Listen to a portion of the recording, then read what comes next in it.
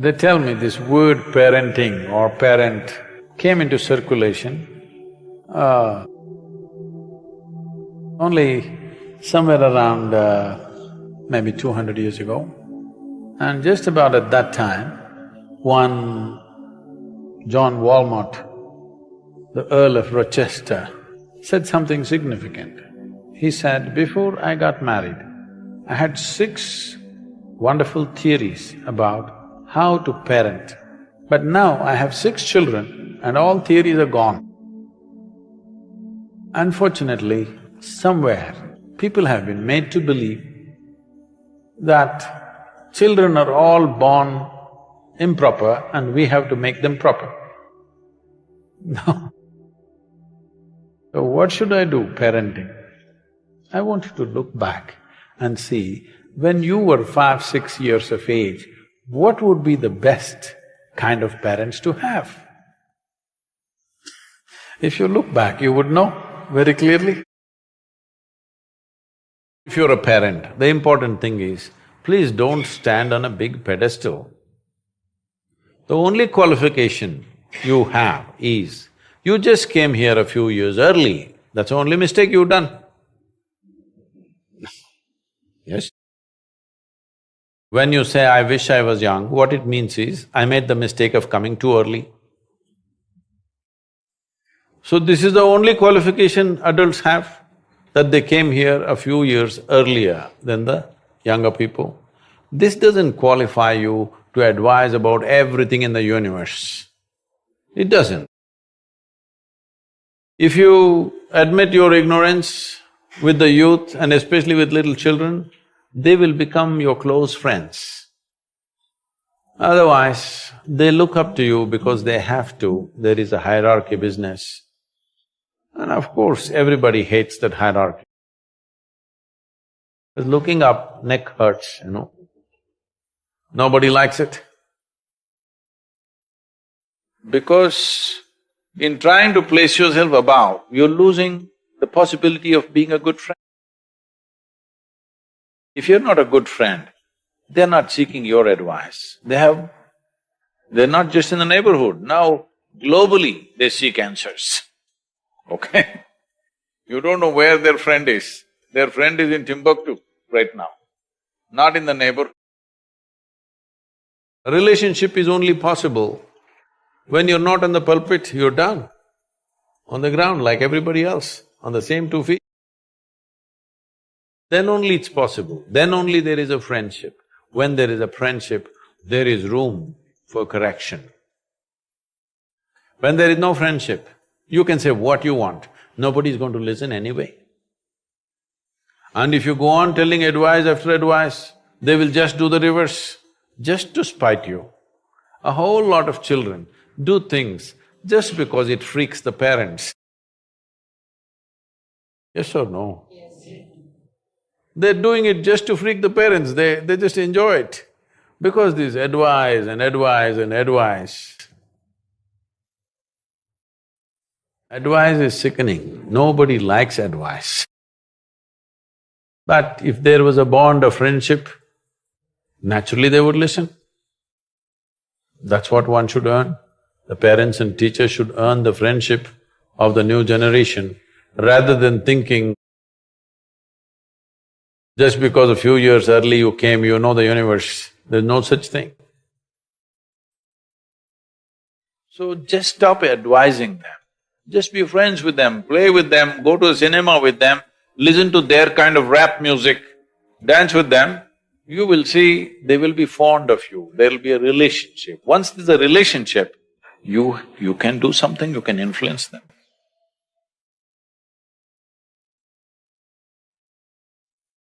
First and foremost thing that we need to understand is, child means, it is not some personalized project. We are manufacturing the next generation of people. Those who decide to have children must have dedicated time for the child, not fitting in here 10 minutes here, 10 minutes there. You must have full-fledged dedicated time, because it is about making the next generation better than who we are. There is nothing special to be done, you don't have to buy a single toy. You just have to spend time, you just have to expose them to nature, you just have to expose them to various forms of creation. But just to get rid of the child, you bought him an iPad when he's 5. See, you buy him an iPad when he's 4 or 5, don't think it's out of your love. You being strategic, you want to get rid of him. Get rid of him means he opens up something and something is happening on the iPad endlessly, so you can go about your business the way you want. I don't think it is necessary for such people to have children, unless you're willing to have dedicated time. You should not do this crime, not necessary. But once you have, you must have dedicated time. And first of all, you must fix yourself. You must become that kind of a person the child will look up to and love to be with. Then even time can be adjusted. If they're really looking up to you, 5 minutes is worth 5 days. 5 minutes of contact is like 5 days.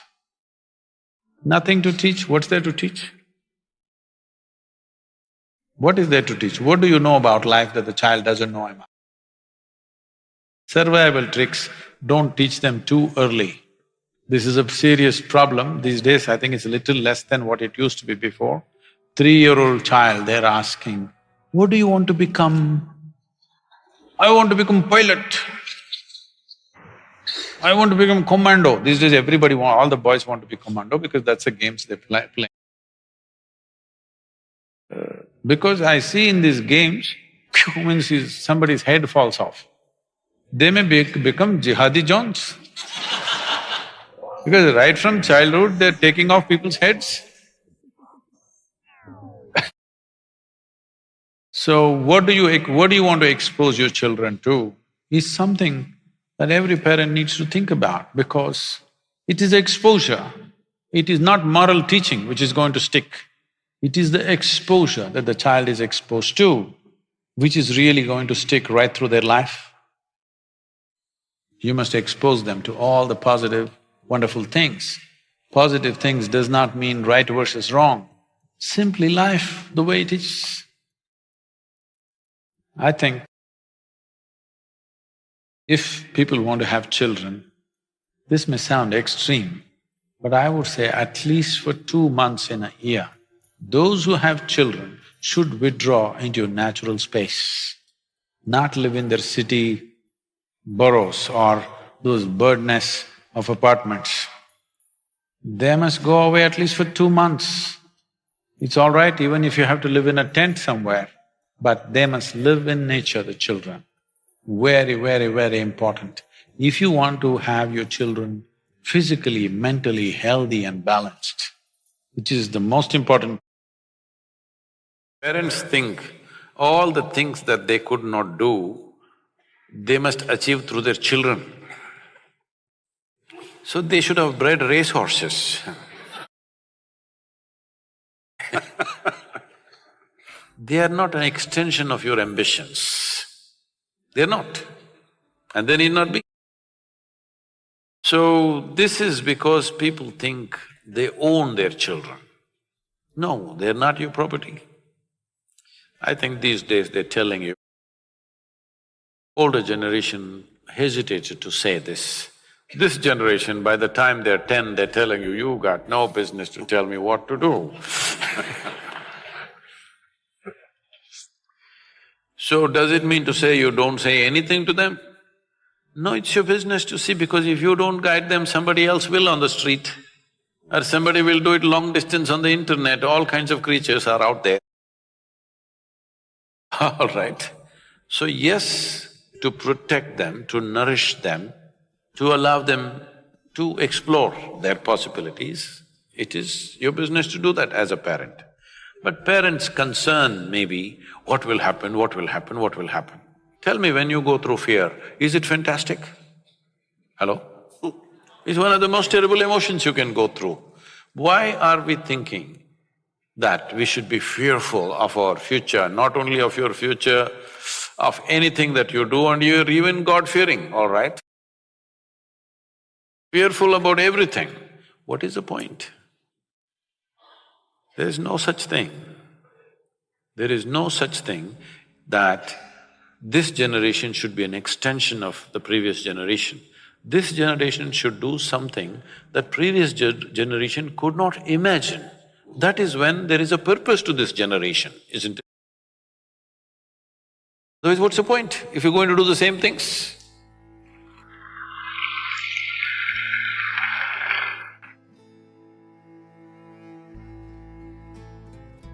If you want your children, consider the suggestions that you're making.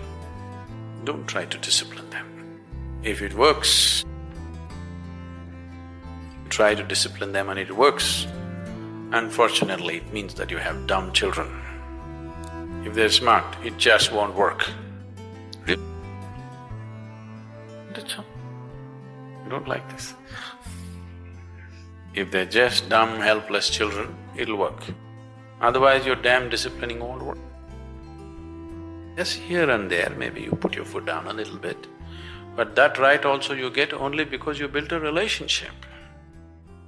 You built a very close friend.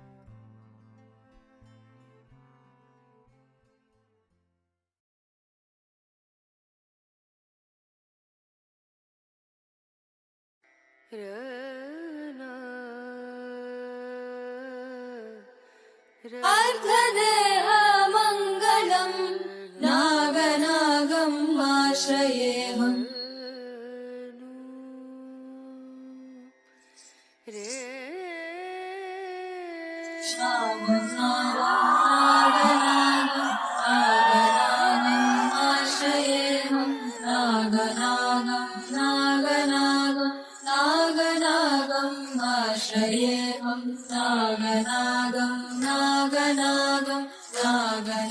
In yoga, the word naga and the word kala are used synonymously. Both mean the same thing in a way.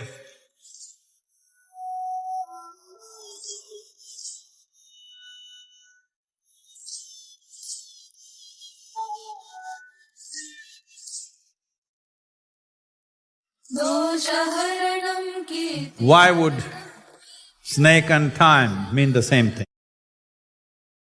Time, as we know it, in terms of seconds, minutes, hours, days, months, years and decades and centuries and millennia, the time that we know in our experience is essentially an outcrop of an infinite space whose nature is timelessness. Probably these names are just heard, probably nobody really bothers to ask why they are named like this. You have heard of certain snake being called Ananta. Ananta means eternal. So there is one snake which represents eternity. This is why the Kala Sarpa is in the form of infinite symbol or infinity symbol, that is representing eternal, it is a Kala Sarpa.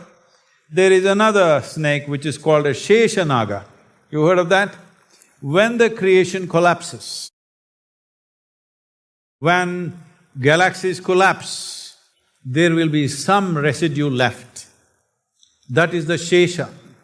If you have learned mathematics in a local language in India, you would know Shesha means the residue in the mathematics. What is left over? What is the remainder? In English it's called the remainder, that is the Shesha. So this is the Sheshanaga, one who is left over from previous creations. So one who is left over is very vital for the next creation to happen, to have some kind of information which can go into the next making of the creation.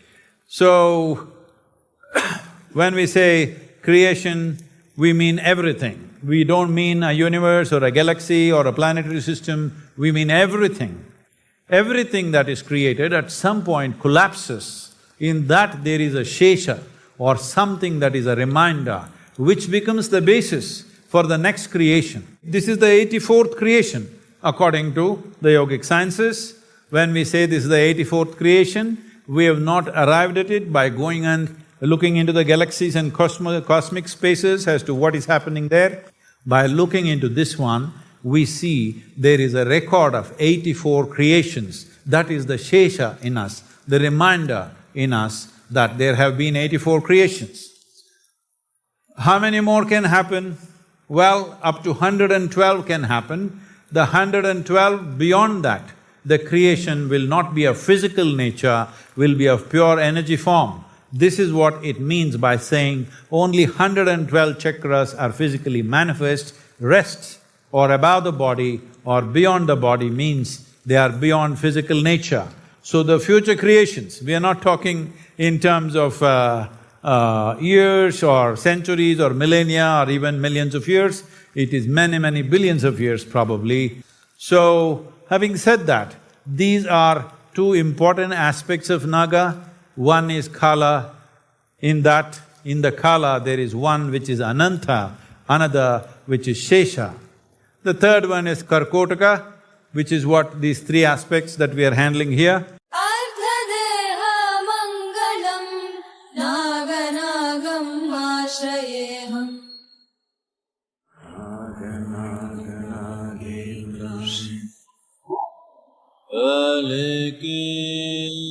There has not been a single civilization where there is no usage of snake as access to deeper dimensions of life. In nearly over 800 years, a proper consecration of Naga has not happened. This guy is special that way.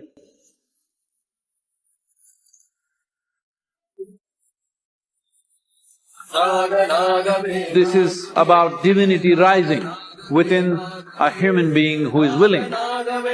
So, there are two kinds of Kala Sarpa Yoga. One kind is to enhance one's lifespan, another wants to curtail their lifespan. The Naga is sitting here, he's a Kshetrapala. Kala and Naga are the same things, they are beyond physical nature. My exploration, my ability to see things have been largely aided by the Naga. Nagendra haraya trilochanaya bhasmangaragaya maheshwaraya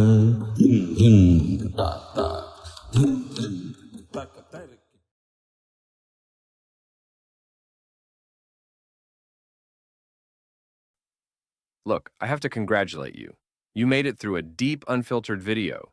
That takes attention, openness, and courage.